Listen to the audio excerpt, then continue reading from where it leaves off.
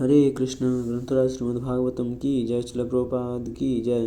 Shrimad Bhagavatam in story form chapter 108 the history of Pradyumna canto 10। Cupid's body had formerly been burnt by Lord Shiva, and now he was born as the son of Krishna and Rukmini, named Pradyumna. There was a demon named Sambara who knew that Pradyumna was destined to kill him, and so he kidnapped the baby by assuming the form of a woman.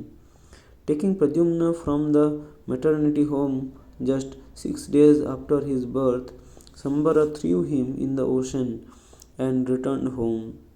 A big fish swallowed baby Pradyumna, and this fish, along with others, was caught in a net by a fisherman. The demon Sambara bought the fish and gave it to his cook in the kitchen. When the cook cut the fish open, he was surprised to find the baby within. A maidservant named Mayavati was also working there, and the cook presented the child to her. Narada Muni then came and explained to Mayavati how the baby had been taken by Sambara and thrown into the sea. Mayavati was formerly the wife of Cupid named Rati. While waiting for her husband to get a new body, she was working in the demon Sambara's kitchen, preparing rice and vegetables. Mayavati could understand that the child found in the fish's stomach was actually Kamdeva, and so she began to feel love for him. Miraculously, Pradyumna grew up within a very short time to become a handsome young man with broad eyes like lotus petals, very long arms, and the most beautiful face among all males. Indeed, Pradyumna enchanted all women who gazed upon him. Mayavati also became captivated and lusty. With a bashful smile and playful gesture of the eyebrows, Mayavati laughingly approached her husband with the desire for union. Pradyumna said, "O mother, you have changed. Formerly you treated me just like a mother, and now you are behaving like a lusty woman who wants to be my lover." Mayavati replied, "You are actually Cupid, reborn as the son of Lord Narayana. As a baby, you were kidnapped from your home by Sambara. I am your legitimate wife, Rati. Now kill this dreadful demon Sambara. Although he knows many tricks by utilizing his mystic power, you can defeat him with a superior Maya. Your poor mother, having lost her son, cries for you just like a cow that has lost her calf." After saying this, Mayavati taught Pradyumna the mystic powers called Mahamaya that vanquish all other spells. Pradyumna then went to Sambara and challenged him to fight by speaking in an insulting manner. Offended by these harsh words, Sambara came upon the scene, agitated like a snake that had been kicked. The demon's eyes were red with rage, and he held a club in his hand. As Sambara attacked him with his club while making loud grunting sounds, Pradyumna defeated himself with his own club.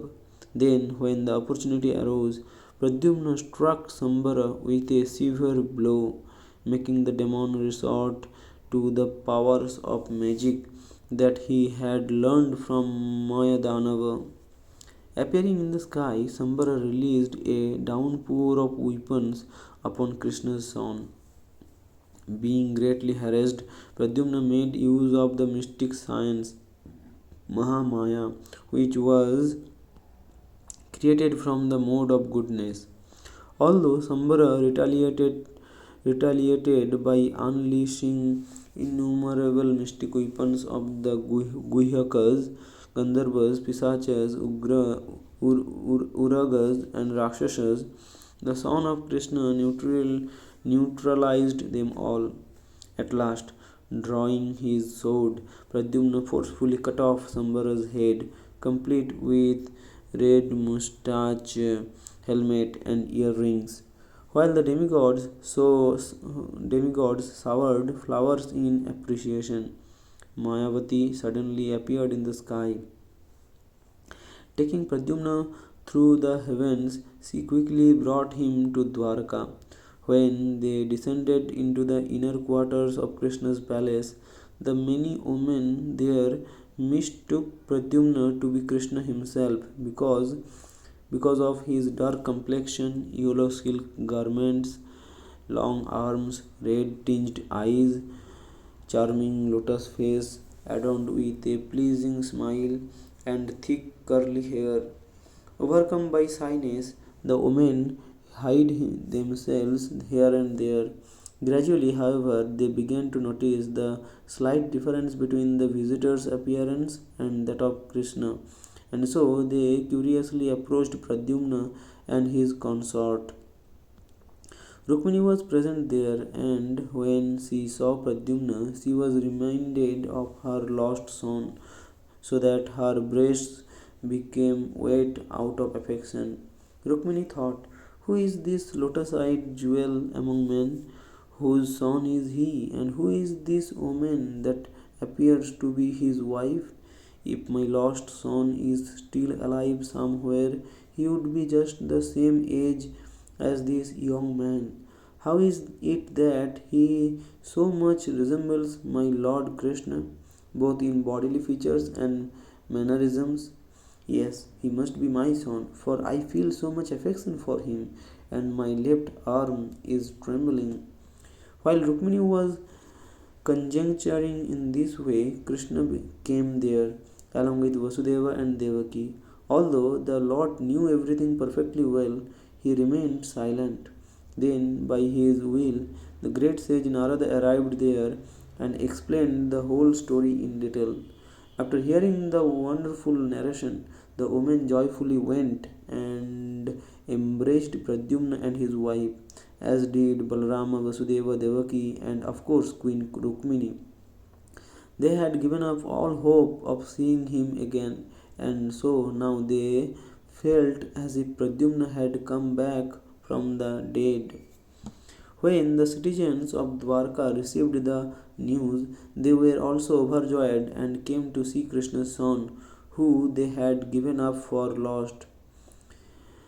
It is not astonishing that the palace women who should have felt motherly affection for Pradyumna privately felt a conjugal attraction.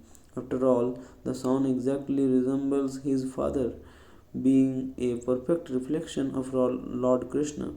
Indeed, to all the women he appeared as Cupid himself. If even the older woman on the level of his mother felt this way, then what to speak of the younger ones? Hare Krishna. Canto Śrīmad-Bhāgavatam की जय, श्रील प्रभुपाद की जय, हरि बोल.